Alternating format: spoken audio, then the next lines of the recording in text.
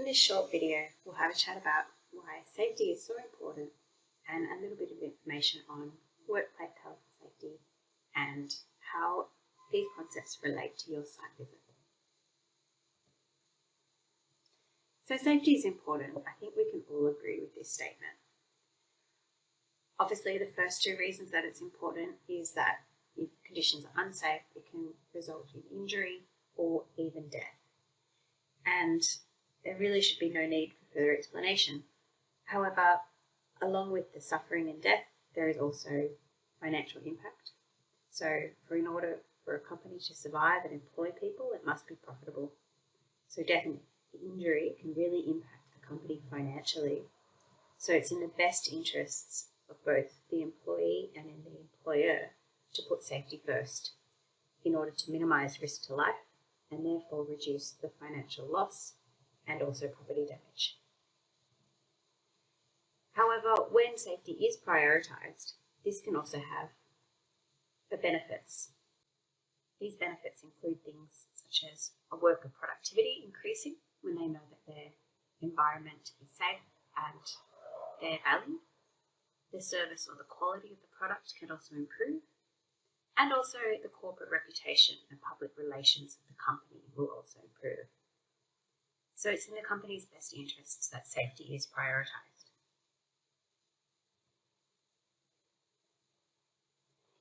In Australia, workplace health and safety, also known as occupational health and safety, involves the management of risks to the health and safety of everyone in the workplace. This includes the health and safety of anyone who does work for you, as well as your customers, visitors, and suppliers. If you don't take action to prevent injuries, this can result in prosecution, fines, and also a loss of skilled staff. People working in businesses have responsibilities to themselves and others at work as well. They must take care of their own health and safety, take care that they don't do anything that could hurt others, follow existing workplace health and safety instructions, and follow the workplace health and safety policies and procedures. So it's important and also a legal requirement to ensure that there are safe working conditions for those around you as well as yourself.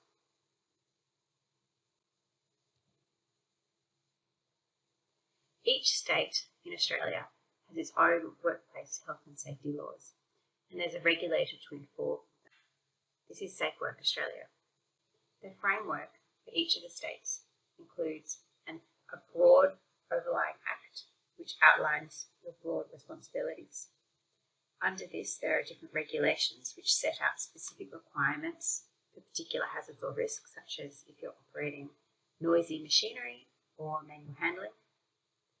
There are also these codes of practice, such as the one shown in this slide. So these provide practical information on how you can meet the requirements in the acts and regulations.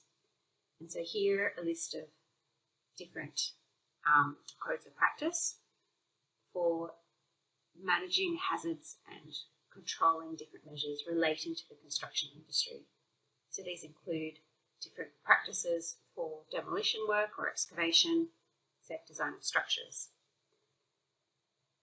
So you may or may not have encountered these in your work before. However, you should be aware that these codes of practice exist and companies have to follow them. So the university as a company has a responsibility to manage the workplace health and safety of not only the employees, however also anybody who works on campus.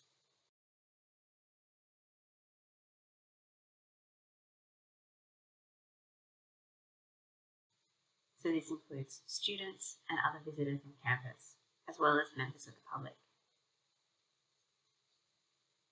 So the university's approach to workplace health and safety is an iterative process.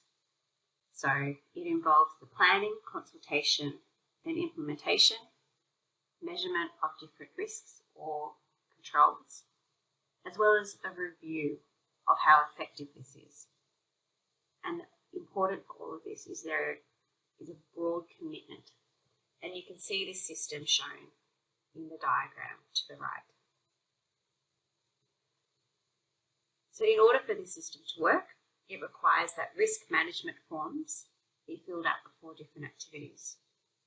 In these forms, they identify risks, as well as identifying different control measures in order to reduce the risks if they are deemed not suitable.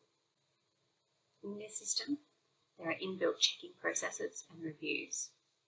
However, as we said before, it really does need the commitment, so it needs the education and acceptance by users. So in the process of risk management, we'll spell out the different steps that are typically used. The first step is initially to identify hazards. So this is where you're looking at what different activities or events could cause harm. In the next step, you are assessing risks. So you're looking into more detail into the nature of the harm that could be caused and how serious that could be. Typically refer to this as the consequence and likelihood. In the step 3, we're looking at controlling the risks. So hopefully we can implement the most effective control measures that is reasonably practical in the circumstances. And also we need to make sure that this remains effective over time. And step 4 is reviewing the control measures. So there's a review step that's needed to look at the control measures and ensure that they're still working as planned. In the university, for example, when you're initially filling out a risk management form, you can set when the review period should be, whether it will be 6 months up to 4 years. So for this course, we need to know about this process because you'll be conducting a site visit. And in order to safely conduct the site visit, there's a process that needs to be followed. We've compiled a risk management form, and you can see this if you follow the link which is provided on Moodle. And in this form it contains information relating to potential hazards and risks which may occur while conducting the site visits. It's a responsibility of all students to read this form and click Declare as read. We will go through this process in the workshop. As the site visit will be conducted around your neighbourhoods, you'll all be in different cities and countries. So therefore, the risk management form will be fairly general in nature. Because these are all in different areas and these are self-directed, if something does happen to you, you won't be covered underneath the university's insurance policy. So therefore, it is your responsibility to weigh up the risks and ultimately decide if an activity is safe. There are ways that you can minimise the risks by choosing certain areas to investigate, and we encourage that you think through very carefully before you choose a site to do a study on. If you're concerned about this, please talk to me. You can contact me by email or on the forums.